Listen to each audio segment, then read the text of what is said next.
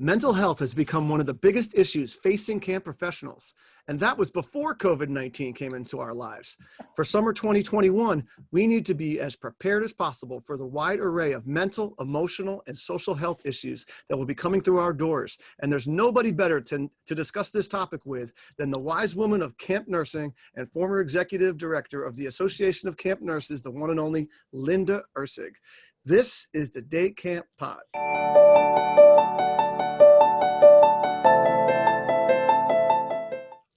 Welcome back, my friends, to the Day Camp Podcast. I'm Andy Pritikin, Director of Liberty Lake in the Philly suburbs of New Jersey. I'm Sandra Thompson from Crystal Lake Park District, Crystal Lake, Illinois. Hi, I'm Tiffany McDuffie from Purposeful Play in Milwaukee, Wisconsin. We are Day Camp Pros here to make your lives easier and better and give you some entertaining and educational information. And today, like I said, we got in Linda Erceg, and it's E-R-E, right? E-R-C-E-G. Right. Erceg. Yeah. And so Linda is not just like one of these people that sort of that bops in and never really had the camp nurse experience. She was a camp nurse for many, many years, right? Oh, goodness. At a very cool place, that Concordia place up in, is that Minnesota? Yeah, well, how about that? It is right? Minnesota. It's super cool. I've referred my day campers up to there. The kids that want an immersive language experience. Right. Yeah. Yep.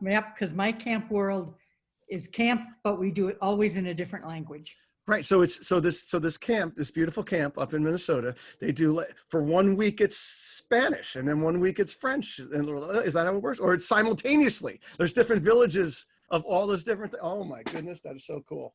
That's awesome. Yep. Yeah. 12 different sites, and we run 15 different languages. That wow. Kids, and it's think about as if you were a child and you were going to camp in a country that spoke that language. That's what it feels like. I love that. Yeah. And Tiff, you think it's hard hiring people for your camp.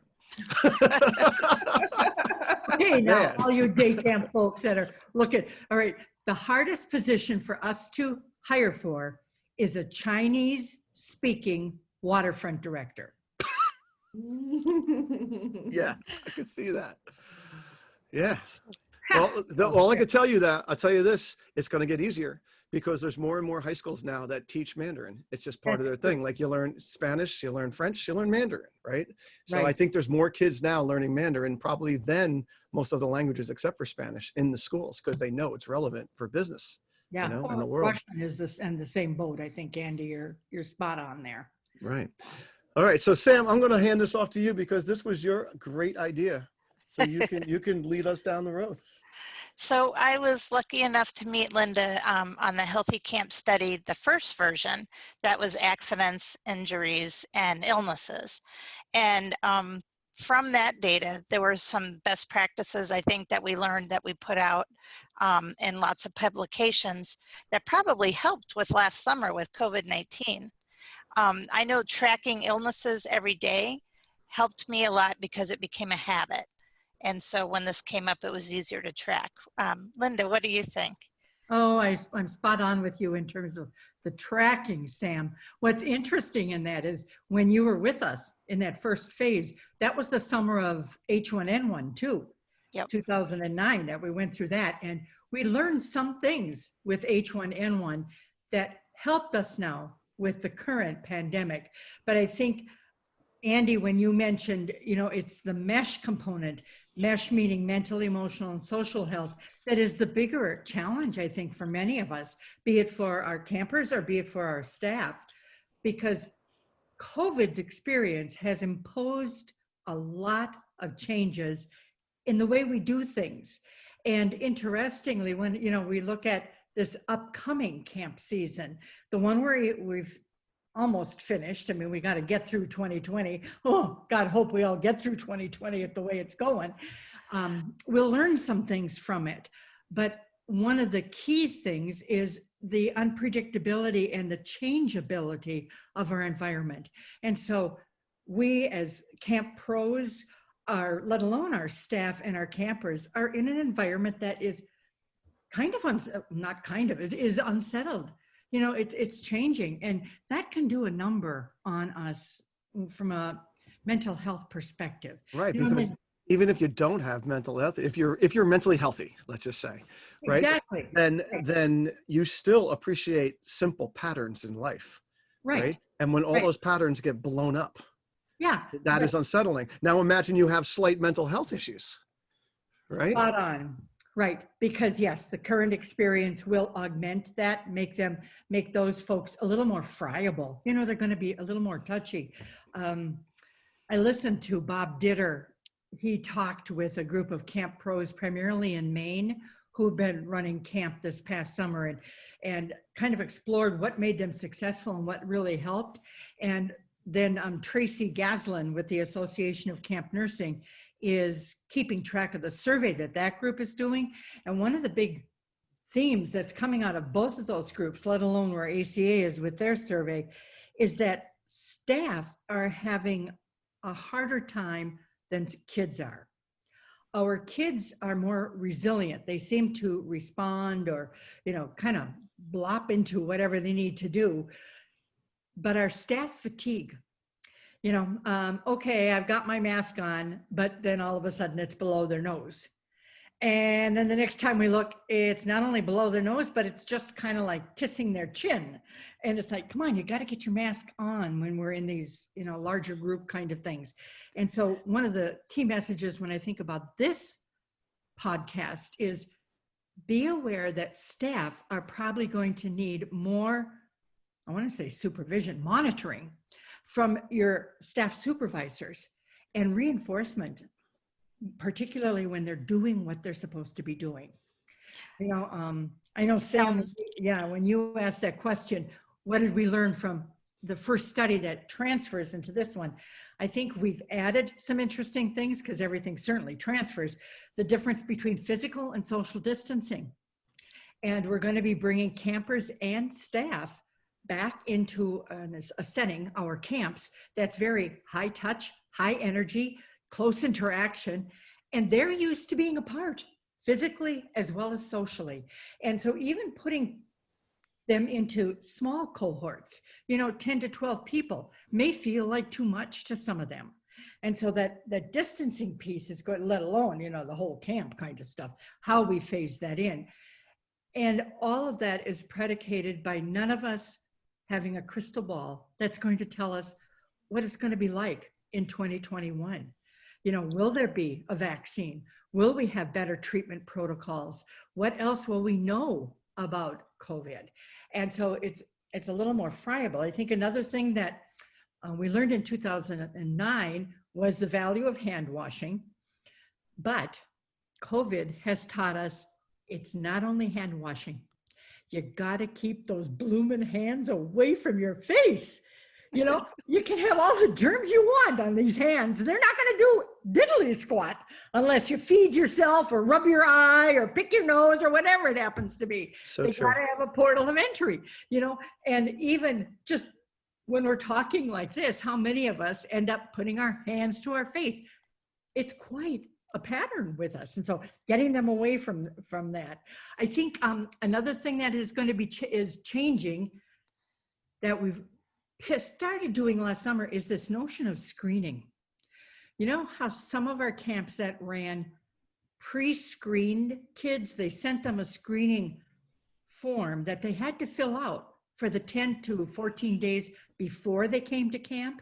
And it monitored things like, what's your temperature at 6 p.m. every day, and it went through a list of various symptoms. And that monitoring tool came with the person on the opening day of camp. And it became part of their health record and provided some testimony that, yes, the person was self-quarantining. They are in basically good health. I think that screening tool, however, we need to expand and include the protective behaviors. Things such as, how many hours of sleep did you get last night? What's your nutrition like? Are you hydrated? What did you do for exercise today that got your heart rate up? And so we start using screening before kids arrive at our door. When they come to camp, there's a screening as they walk in the door. But when I think about our day camp world and they go back into the general population every single day, it re-exposes them to a whole different pattern of way in doing things. and then people come back. And so that intermittent monitoring during the camp season, during their stay with us, and then finally, after a person leaves us, when their session is done, a follow-up about 2 weeks after the kiddo has gone home, and an email goes out to mom, dad, whoever is the custodial person. Okay, what's their health status like? In the past 2 weeks, how have they been? And I think COVID is teaching us the value of really keeping screening not only in front of the camp experience, but monitoring it after the camp experience. I've often said when our staff or our campers leave at the end of their contract, their session, whatever it is, and they are so tired, they take a week in bed to recover. That's exploiting somebody, and it's dropping their resistance down, their resiliency goes away. And we have to become more aware of how do we pattern our day. I also think taking a look at the way we structure a day. When I think about a day camp program, and how many of our kids will come to you in that program, and the day camp lasts longer than most school days. Yep. And so the pattern of busy, restful activity helps build the resiliency that they need. Linda, I think the beginning of the summer for staff, it was a little bit hard to get used to being intrusive. They felt intrusive with all the questions and all the monitoring. They weren't used to asking ahead of time, all these type of questions. And I do agree with you that they had a harder time as staff social distancing because they were so used to touching each other and touching their faces. And, the kids had no problem wearing the masks. But I think staff just had a hard time. They thought a foot was social distancing, and getting them used to spreading out more, I think, was very hard. Yeah, but Sam, you got to remember too, one of their developmental tasks is to connect with peers. Yeah. And their urge to merge is darn strong. Take that to whatever level you want to take it. But I'm not surprised. I'm not surprised. Now, maybe the college university experience that they're coming out of will help modify some of those behaviors, because many of our colleges and universities are taking some real strong stances, on this. And I also think part of what we're talking about here, we have to keep in mind that it all may change come the beginning of the next season, whatever it is. And so, yes, here's what we know today. Here's what we understand today. But it's like, okay, keep your fingers on what's actually going on. That's where I've been really impressed with ACN, Association of Camp Nursing. They have a page on their website that's devoted to COVID. And they keep updating it, as things change. And they always do it through the filter of camp, which is, really, really great. And it brings me to something, Andy, you brought up at the beginning of our conversation here. It's like, how do we figure out this mesh profile of our campers and our staff? In the next publication of Compass Point, which is ACN's publication, there'll be an article from me in there that includes a worksheet that asks questions about various emotions and how people who are tangling with that emotion, be it good or bad, because emotions can go both directions, remember, how people's behavior would express that. And then what can we do at a camp? It asks the questions, what can you do at camp to minimize the potential that this behavior will occur? And then the next one is, if the behavior does occur, there is breakthrough there, what can we do at camp that will help the person get back on an even keel? And that grid, I think is going to become really handy, and you can fill it out for yourself. You can fill it out for your staff. You can fill it out for your parents, or for the campers. And it's like, okay, some of these tools that'll get us to do that. Now, that particular grid, I think, would be really helpful for a camp director to sit down and have their leadership team work through, I don't know, 4 or 5 weeks, 3 weeks before campers arrive. Yeah. And just step through it, keeping in mind that we have campers from all various socioeconomic, demographic profile, take your pick. And so what's going to be appropriate and behavior expressed for each of those groups is going to change. I also remind myself that there is a difference. Bob Ditter is famous for saying that acting out is not the same as acting up. You know, those are two different things. And it's acting up is really a kid's way of just they're frustrated with whatever that emotion is, and they're going to be a little nix-nooks, or, you know, you want to drag them through the poison ivy before you do anything else with them. But it's like, okay, acting out is not the same as acting up. And it's the acting out pieces that we really want to notice and then get on top of. So, you know. And not punish. Exactly. Yeah. Right. But in a way that is culturally appropriate. You know, and I think about the way kids use eye contact, some of the words we use to express ourselves, the kinds of behaviors we'll show when we're upset, when we're happy. Those are all very culture bound. And I mean, I don't think I'll ever forget the day I was sitting in a health center and this kiddo came in, had a headache. And he basically said, you know, hey, I got this headache. Can I have a couple Tylenol? I've been playing soccer all afternoon. Yeah, I know I didn't drink enough water. Took the two, you know, Tylenol, popped it in his mouth, and back he went to play some soccer.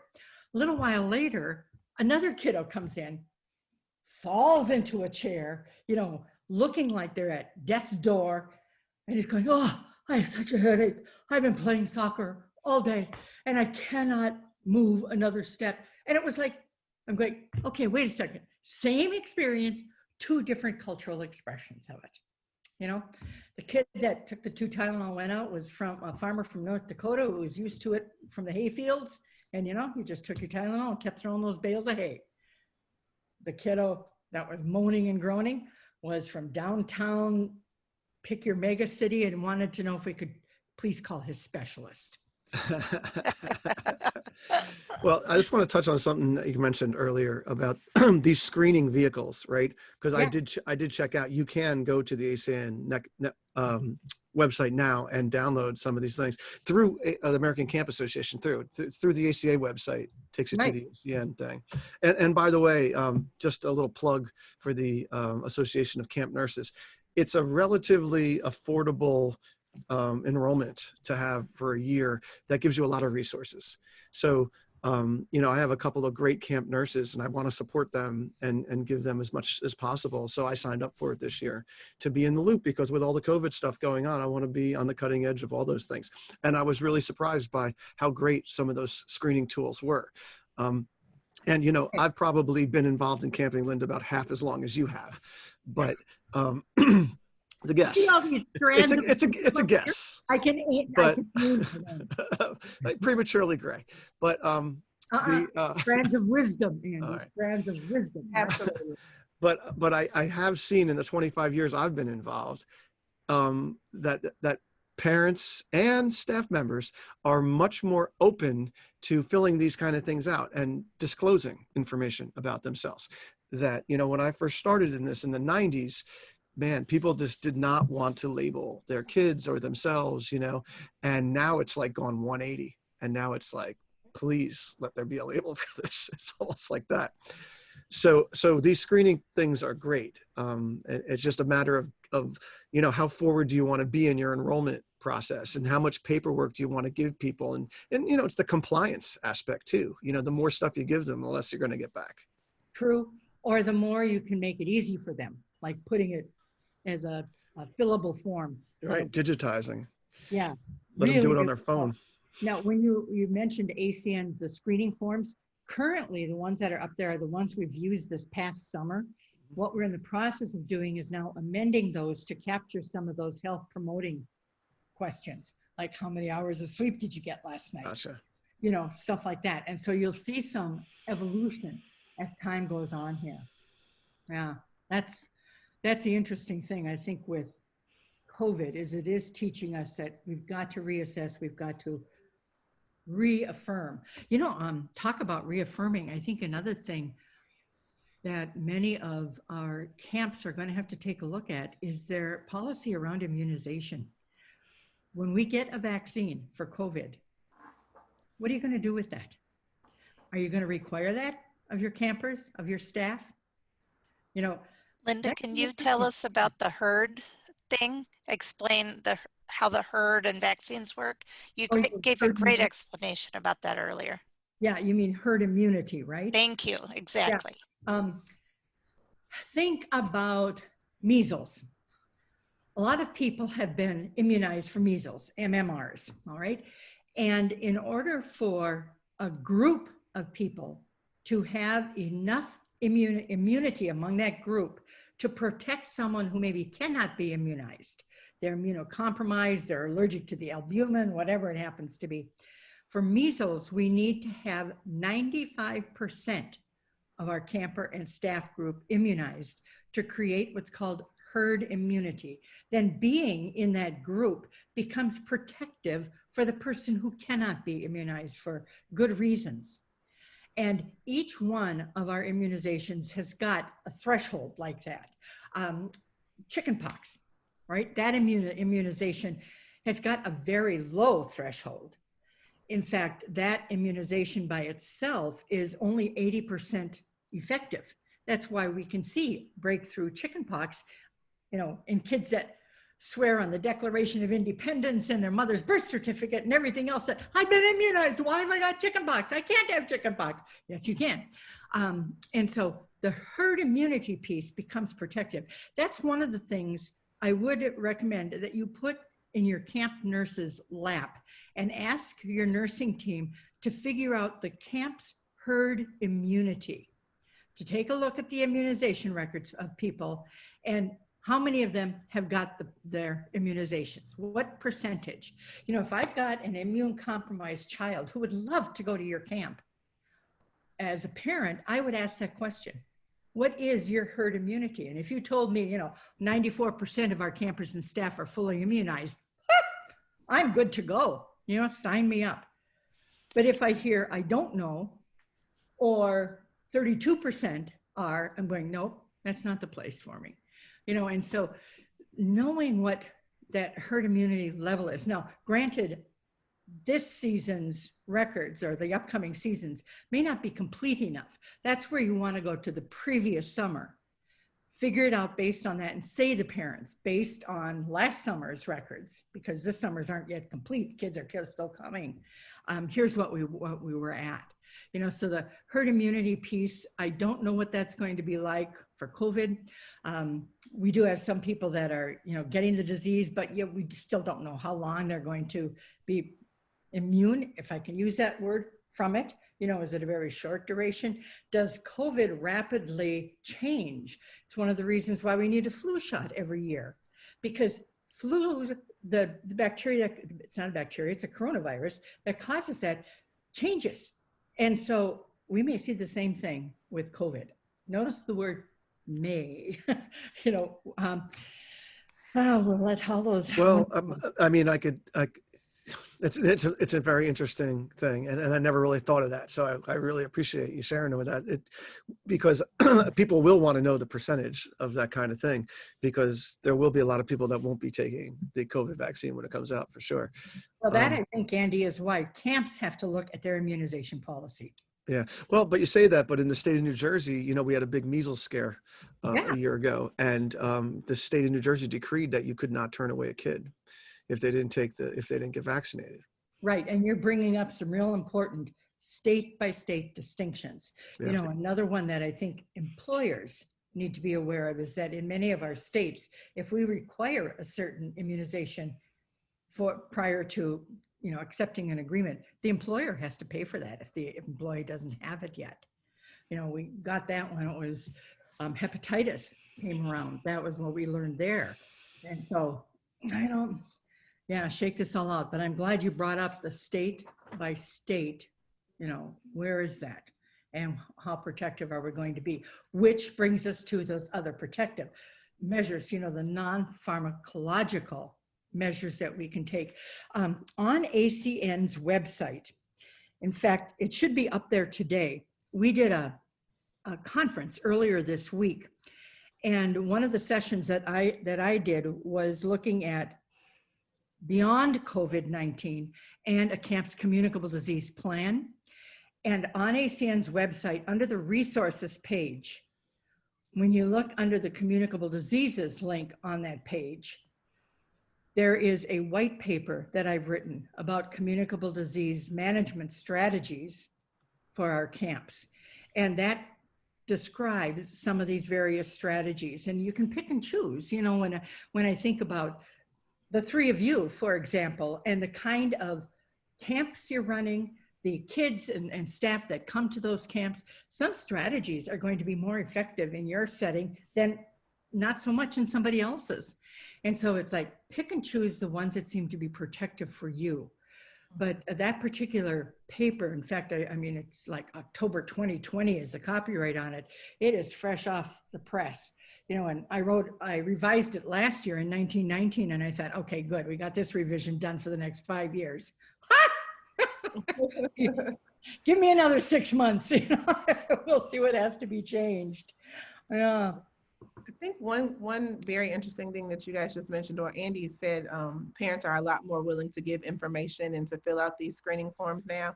And as a mother of young children, I think it is very important. Like we're more forthcoming because we are giving you, or you know, people are giving us their most valuable possessions, and we want, you know, you are stepping in. Like someone mentioned, the camp day is longer than the school day, so you are in possession, you know, of our most valuable possessions. Not the kids are possessions, but you guys know what I mean, for a number of hours. And so I want the, you know, camp professionals and the coaches and counselors to know everything about my children, to know, you know, so that they are aware of, and I love this idea of the mesh system, where it's not just talking about physical health. Like we're not just talking about asthma, but we're talking about how they feel, what their mind is like, what their triggers are, what, you know, their emotional state and mental state, you know, because all of that matters when you're approaching it from a whole child perspective.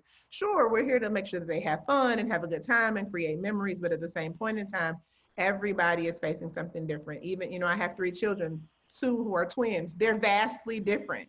And so just sharing that information, I think is so crucial. So I'll definitely be checking out this website. And I run a camp where I don't have a nursing staff, you know, and so I'm in a unique position where I, as the director of the camp, and then my assistant director, need to know things that, you know, we are everything. We're HR, we're coaches, and we're counselors, and we are also, you know, the first line of defense in terms of first aid in our camps. So I love the fact that these resources exist, and I think it's important to note for smaller camps that even if you don't have a nurse on staff, but you do have responsibility beyond your, you know, first aid box and knowing where the closest hospital is, that these resources are something that exist and that we could use. So I'm grateful to know that. Well said there, Tiff. You know, let me add a caveat, because we do have such different camps. One of the best things I think a day camp that does not have a nurse might think about doing is contacting with a school of nursing in the geographic locale and just explaining, here's what I need. Is there a faculty person that would like to be, you know, my on-call kind of resource check? Or have you got a couple of students who would look at my communicable disease plan and kind of critique it for me? You know, using some of those resources that aren't going to cost us anything. They don't have to live at camp, but at least they're available to you when you've got questions, can be a real asset.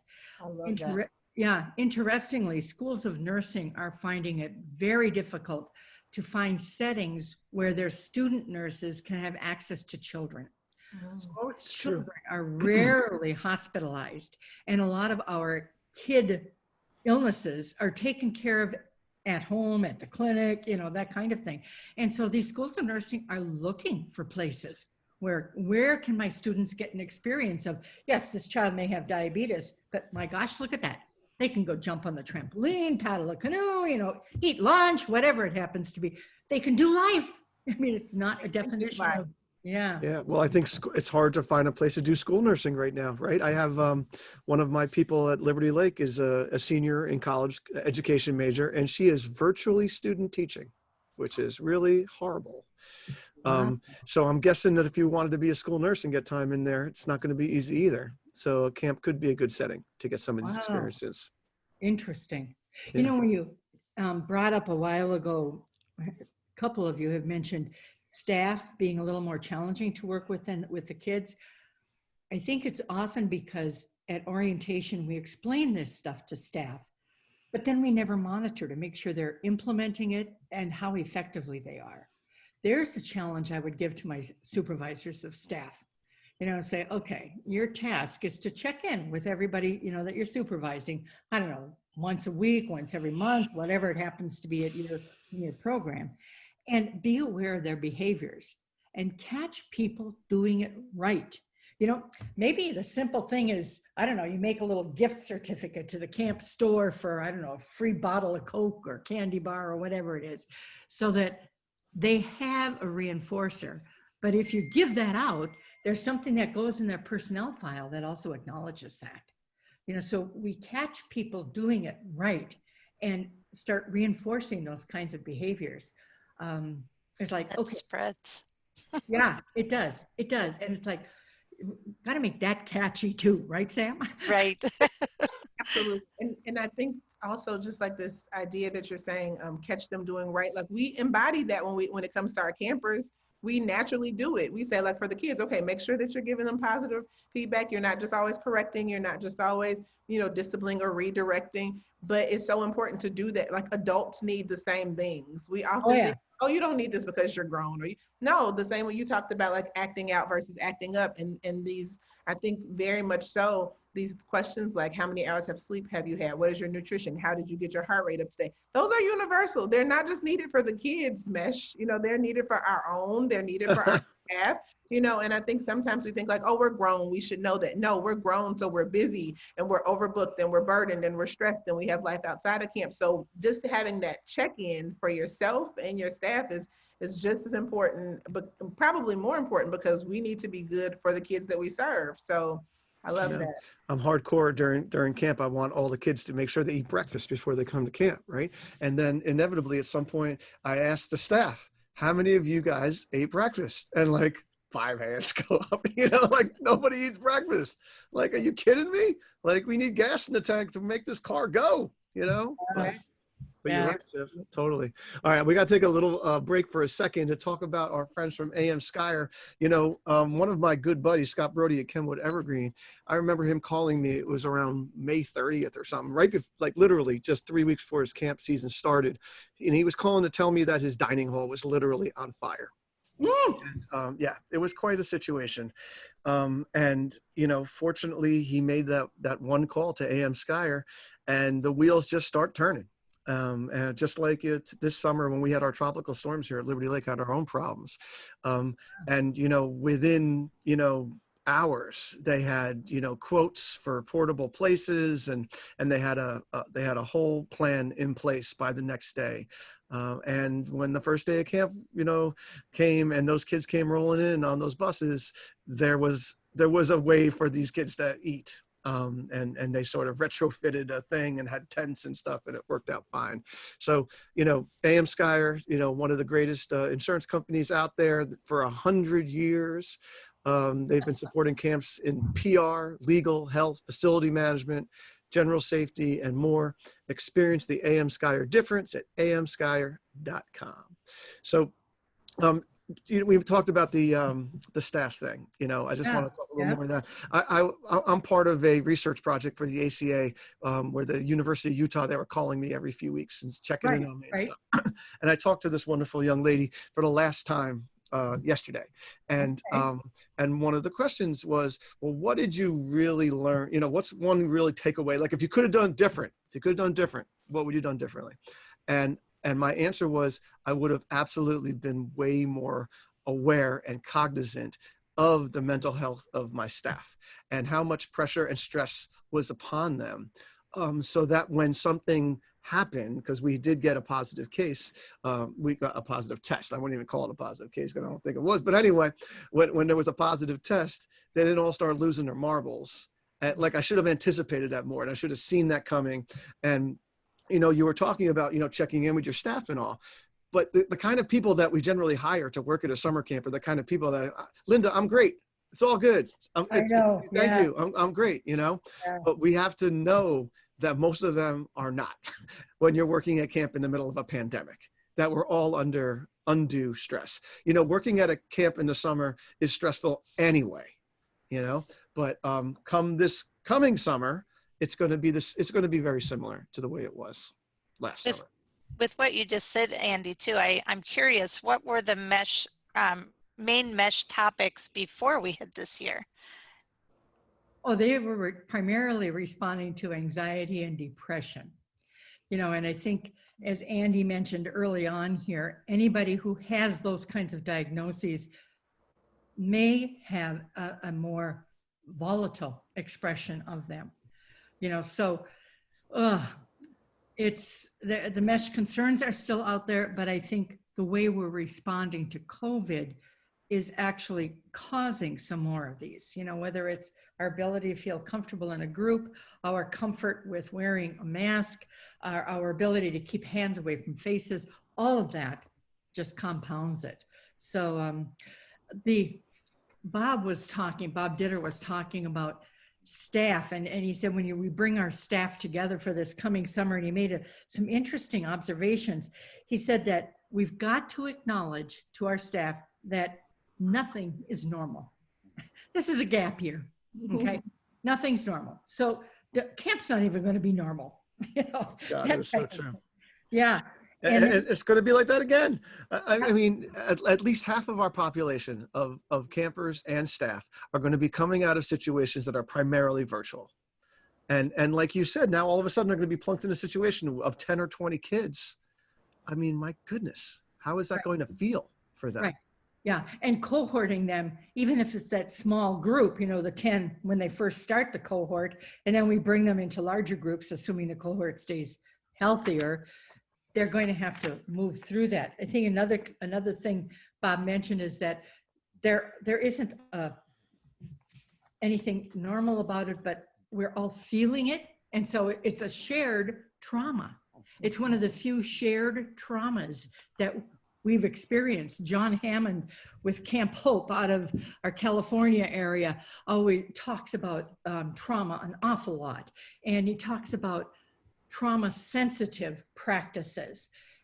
And he made the comment that COVID is a shared trauma. Now, the impact of that, however, is not the same for everybody. There are some folks who are very privileged and who don't feel the impact like other people do, because they don't have the same privileges. And so that's going to change. But everybody with that shared trauma has probably experienced some type of a loss. You know, I can't see my friends as often, or somebody in my family died because of this.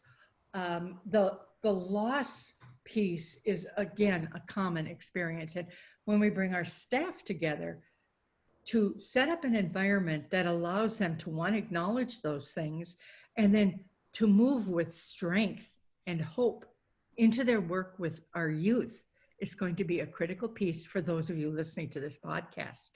You know, you're the drivers in those seat of hopefulness.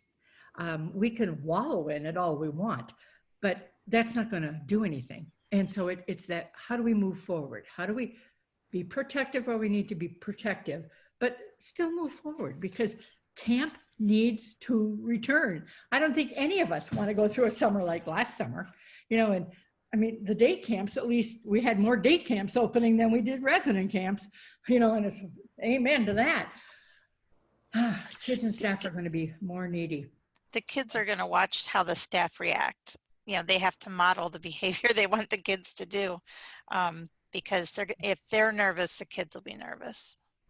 Yeah, I think it's really important for the camps that didn't open to lean on the gained experience of the camps that did open as a sense of, yes, we can, you know, do this. And especially because many of us were able to open without incident, you know, like even when Andy says like we had a case or we had a test positive, but no one had an outbreak. We were able to, it just like the educators and the teachers were really able to, you know, no matter how imperfect people think school is right now, the fact that they were able to go virtual and start learning and something is happening, like you said, just move forward, like there's some progress is happening. I think the camps that did open proved that, you know, we were the test dummies in some ways, and it worked well, you know what I mean? And the kids were able to still get that experience. And when you talk about this idea of being a shared trauma, it's so valid. You know, we always say that purposeful play is a trauma-informed, sports-based youth development. Like we have all these acronyms, right?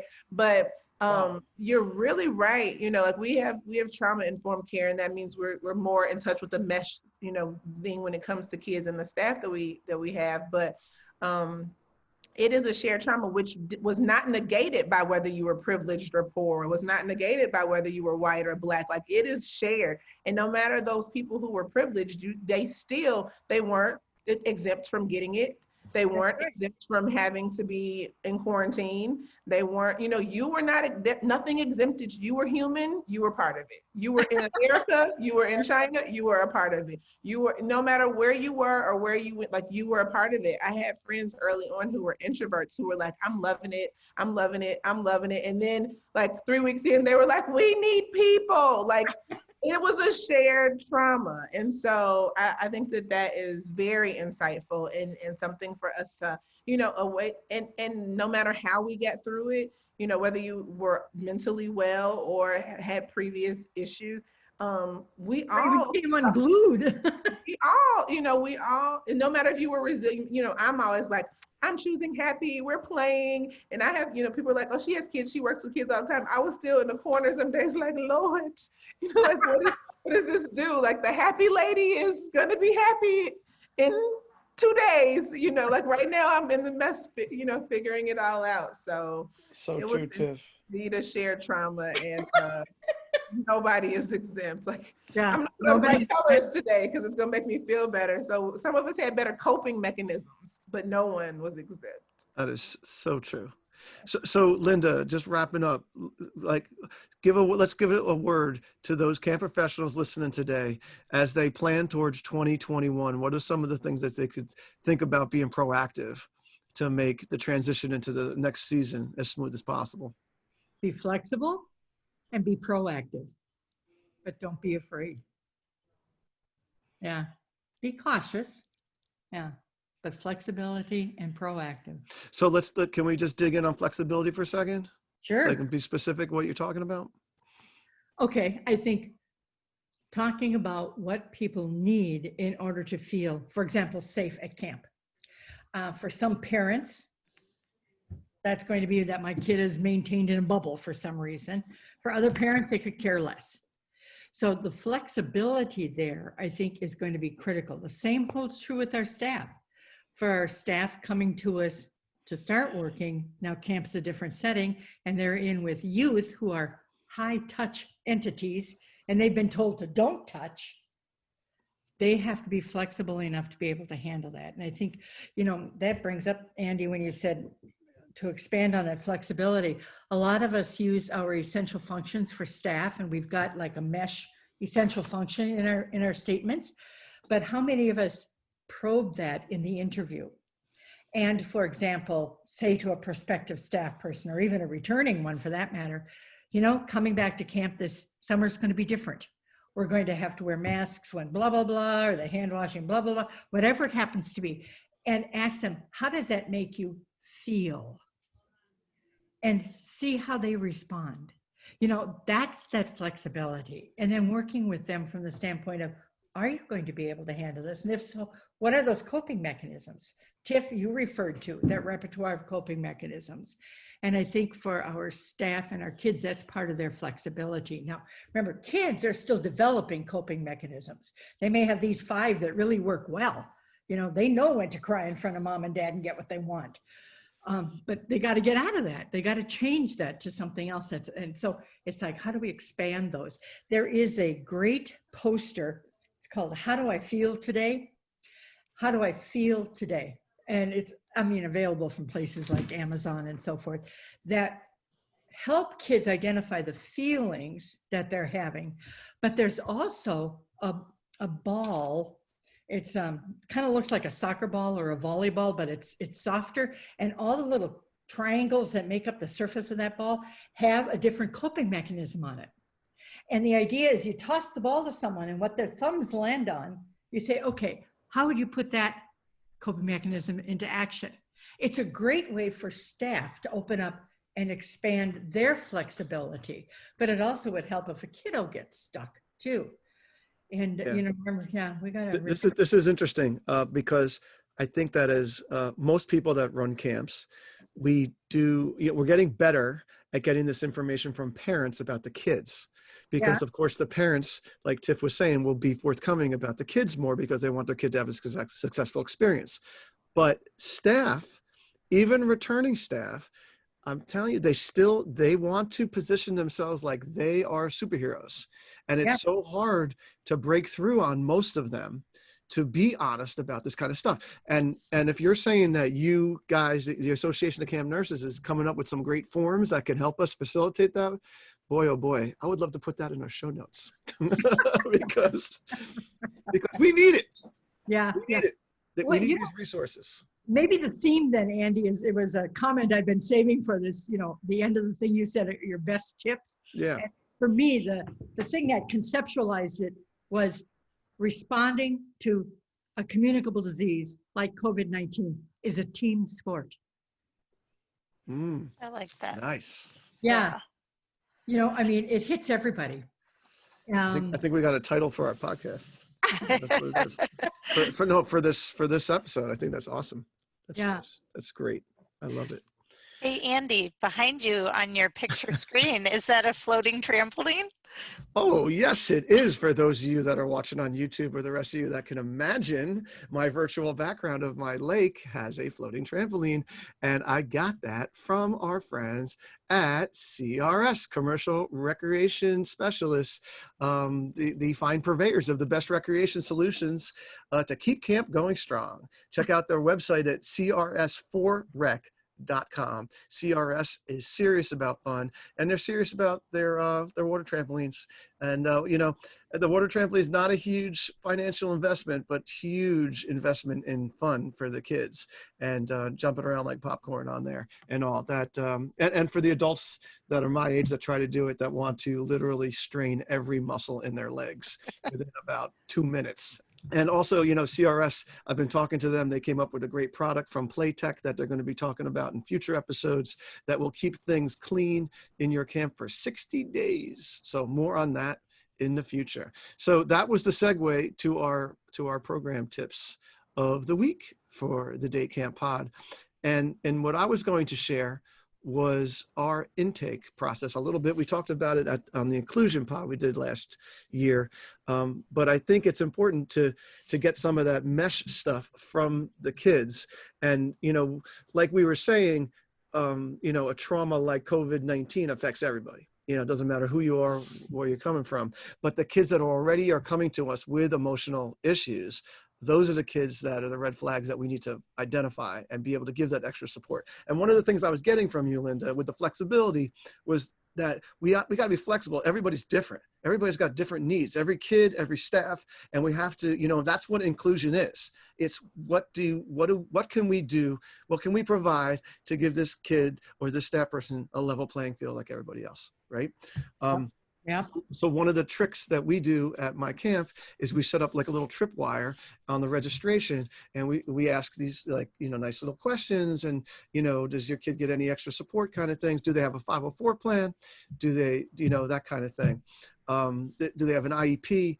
And when they answer positive to that, that opens up a whole section on my registration form of separate questions where it digs in more and gets more specific, and you can find out if it's a mental health issue, if it's a learning disability, whatever it is. And then that goes to, that alerts my inclusion team. We call them the success team, and they can decide, okay, if it's a mental health thing, we have a social worker. If it's a physical thing like a learning disability or autism, we have another, that's our inclusion or special ed department kind of thing, and give these kids the support that they need. Because, like we're saying, we want to help everybody. Kumbaya, we're camp professionals, but we got to know what these things are. And this is not the 1970s anymore, where people just fill out this one-page thing and it's your name and where you live and give us the money. Like, we can get a lot more now from people, and we need to. And like I said, Linda, I am very, very curious about the staff stuff. That is to me a big issue. Yeah. So you'll be seeing, I think, a lot more on it in the next, 2-3 months kind of thing, as we process all the surveys that are going on now. Yeah. Great. And by the way, a lot of these resources on the Association of Camp Nurses website, they are free. Okay. You do not have to be a member to be downloading these things. All right. It's great. All right, Sam, you're up. Okay, Linda and I had talked a little bit about self-care and about, I guess that's partly a coping mechanism. What do you do to relax, to de-stress? So slipper socks is an easy way for teens or for adults. Just grab a pair of socks that are comfortable and get puffy fabric paint, and you do your dots or whatever shape you want on the bottom, the sole of the sock. You got to let it dry. Then the next day you can go in with different paints and decorate the entire sock. But the puffy paint serves as your non-skid surface, and then you've made your comfortable socks into a fun art project to de-stress. Fancy. I love Love that. it. That is vintage Sam right there. Love it. Jeez, how do I come behind that? Okay, well, this conversation actually spurred my tip. The movie Inside Out, like the Disney movie Inside Out, about all the feelings. At camp, we create a board that has like all of the feelings listed with the colors associated with them. And when kids come in the morning, we give them a clip and they can like clip how they're feeling. And for us, that gives us all right, when you were talking about acting out or acting up, that's allowing the kids to have a voice, because oftentimes people are like, you're just a kid, you have no bills, you should feel happy, go play. But they do have feelings, right? And so that gives them a voice to come in and like assert how they're feeling for the day, so we can gauge their temperature and also go and meet their needs to say, oh, you're feeling sad, or you're feeling blue, or you're feeling whatever. And so how can we support you? But also the kids that are like at the highest color, like I'm all the way turned up, we can pair them with the other kids to say like, oh, you're feeling great, they're feeling horrible. So that gives them a way to connect also and say like, hey, how are you feeling? It's not just coming from the adults to the kids, but kid to kid. So creating one of those boards, a feeling board, for lack of better words, inspired by the movie Inside Out, would be a really cool thing. And since we're talking about staff, they may feel like it's juvenile to do, but maybe we should create one for the staff also. And that, and if they're feeling blue or sad or what have you, then maybe we need to ask those questions. Have you got enough sleep? How is your nutrition? Like to kind of, sleepy, hungry kids act out. We know that. So it's the same for staff. So that would be my tip. All right. That's awesome. And what I love so much about it, Tiff, is that it creates a culture in which it's encouraged, right? It's actually smiled upon for people to be honest about how they're feeling, right? I think that we live in a society where everybody wants to look, stoic and brave and all that kind of thing. And especially in this world that we're in now, to give people an avenue to be honest, that is just a beautiful thing. And even if the staff don't necessarily do it, you'd be bringing, if you created a camp and you're there long enough in one city where you bring these kids up through the thing, then you'd be creating that culture. And when they are staff, it just becomes normalized. That's what you do. Absolutely. Right. All right, Linda, you got anything for us? Any closing notes? Any closing ideas? Yeah, remember I blew it when I told you earlier. Yeah, well, that's true. These, it's a team sport kind of thing. No, the team sport. We're running with team sport. Okay. It's just like, oh my gosh, we need all of us in on this one. So. Well, thank you so much for spending this time with us today, Linda. And, we'll try to, any of these resources that you can get, if you can get them in PDF form or the links, Linda, send them on to us and we'll stick them in our show notes at at daycamppodcast.com. All right. All right. And we want to thank the Go Camp Pro team for helping us out with this, and our dedicated sponsors, AM Skyer and Commercial Recreation Specialists, for allowing us to bring this podcast to you. If you like what you hear, you should subscribe to the Day Camp Pod and give us a nice rating while you're at it. Check out the show notes, like I said, at daycamppodcast.com, as well as contact information for our show, for Linda Erceg, for Tiff and Sam. And thanks for listening and making yourself a better Day Camp Pro. We'll be back in another week with another mini pod, and in 2 weeks with another full episode of the Day Camp Pod. And that's it. Carry on, everybody. Awesome. Thank you, Linda. Yes.